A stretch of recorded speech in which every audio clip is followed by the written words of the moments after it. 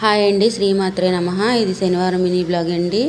కనికాపరమేశ్వరం తల్లి గుడిలో శనివారం సారి ఇచ్చారండి అమ్మవారికి. ఇంకా ఆషాఢ మాసం అంటే చాలు ప్రతి గుళ్ళో కూడా సారి ఇస్తారండి.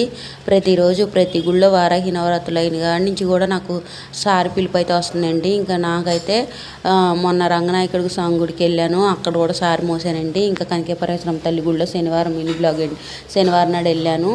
ఇంకా నాకైతే ఇంకా చెప్పక్కర్లే ఎంత సంతోషం.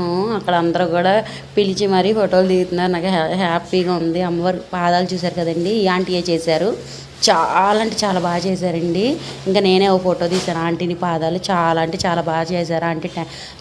మీకు ఎలా చేశారో నాకు కూడా చెప్పండి, నేను కూడా చేస్తాను ఒకసారి అయినా అని చెప్పి నేను అడిగితే నాకు ఇంటికి వెళ్ళి నాకు ఆంటీ వీడియో కూడా పెట్టారు అలా చేశారో.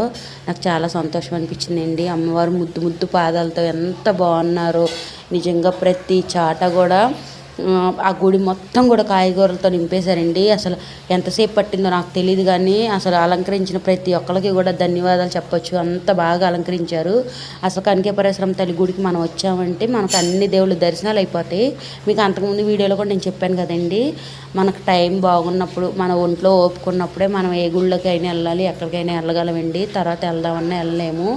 నాకు నిజంగా అమ్మవారి పిలుపు వస్తుంది కాబట్టి నేను వెళ్ళగలుగుతున్నాను.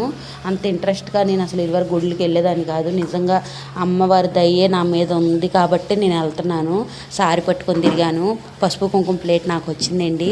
ఇంకా నాకు చాలా హ్యాపీ అనిపించింది, సంతోషం అనిపించింది. పసుపు కుంకుమ అంటేనే ప్రతి శుభకార్యానికి ముందుంటాయి కదండి. ఆ ప్లేటే నా చేతికి వచ్చింది. నేను అనుకోకుండా ఆ ప్లేట్ తీసుకున్నాను. నాకు చాలా హ్యాపీ అనిపించింది.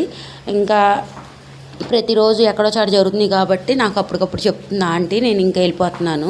ఈ రోజు ఉన్న వాళ్ళు రేపు ఉండమో తెలియదండి. అందుకే ఉన్న రోజులు కూడా నలుగురితో నవ్వుతూ సంతోషంగా ఉండాలి. ఈ మాట నేను ఎందుకు చెప్తున్నాను మీరు అనుకోవచ్చు. శనివారం నాడు నేను మా అన్నయ్యతో మాట్లాడాను.